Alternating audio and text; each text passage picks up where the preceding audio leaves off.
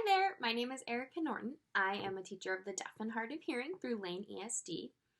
I wanted to jump on really quick and just talk about some of the accommodations for our deaf and hard of hearing students that might be in their IEPs. And even if they aren't, these are great practice for deaf and hard of hearing students.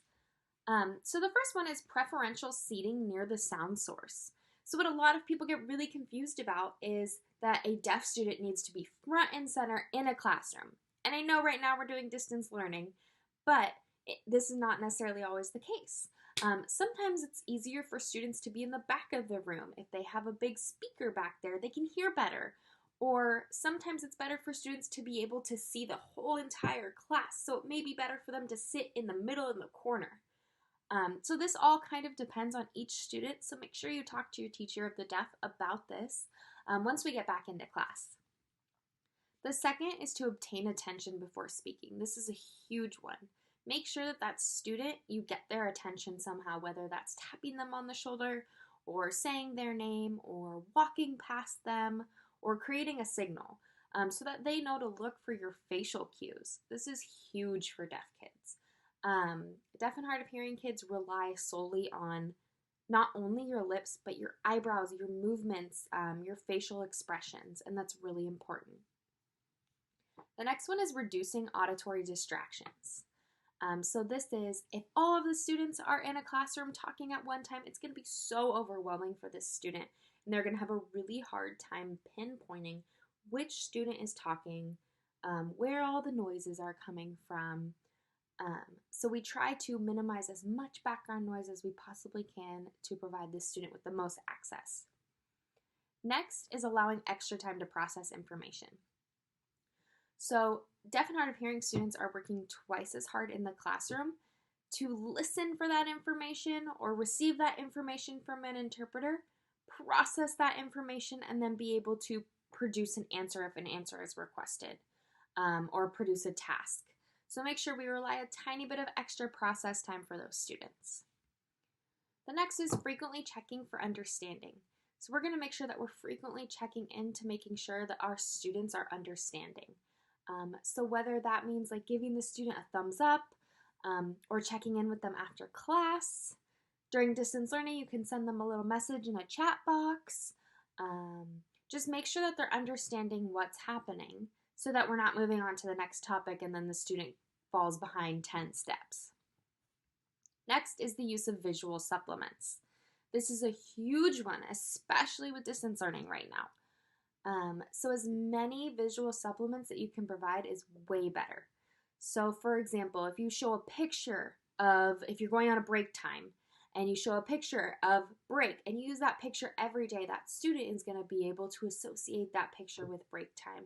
So even if they miss that you said, hey, we're going to have a break time, they'll be able to associate that with pictures. As well as diagrams are incredibly helpful as well, especially for those students once they get into middle school and high school and they're learning new vocabulary, learning different concepts. Next is extra time to complete assignments as deemed appropriate by the teacher. So this is something that would possibly be in an IEP for students. So if a student is having a hard time understanding a certain concept because of the vocabulary or because they're having a hard time hearing the vocabulary, this might be an appropriate time to give the student some extra supports, give them a little extra time to complete these assignments as you feel appropriate. Next is pre-teaching or providing lists of vocabulary prior to lessons. This is so important for our students, especially our students once we get into middle school and high school. Pre-teaching for students in elementary school is incredibly important as well, but once we get into middle school and high school is where those big, thick, dense vocabulary words and notes are coming from. And so best practice, we always say send all videos and send all notes to students ahead of time, at least one day in advance, so that they can pre-learn some of the concepts. So when they're going through, they're able to ask for support as needed. I cannot stress enough how important this one thing is for our middle school and high school students as well. Next is repeat and rephrase directions and information.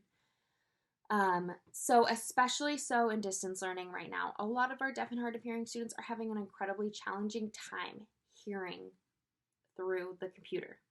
Um, it's very robotic, things don't sound quite right, and they might miss some of those directions and information. So when you're saying directions, you can, for example, if you're telling the students to put their backpacks away, say, okay, go ahead and put your backpacks away, class. And be like, all right, so now that we're putting away our backpacks, so just support those directions and information as much as you can. And last for right now, we're going to talk about closed captioning. I know that we have talked about captioning over the years with deaf and hard of hearing students, and you may be familiar with these. Closed captioning is the words that pop up on the bottom of a video when a speaker is talking. And these help so many of our students. Some of our students who have a hard time hearing in the classroom are able to use those closed captions as supports. If they miss a word, they can look at that as a support, and that can be really helpful. So closed captions are a must, and there are tons of different tools. So please reach out to your teacher of the deaf if you have any questions related to closed captioning, because these are really important, especially during CDL right now. So these are some of the accommodations that we have for deaf and hard of hearing students. I hope this helped a little bit kind of explain what each of those are. Please feel free to reach out to myself or any of our other teacher of the deaf through Lane ESD. We are happy to help and here to provide you with support.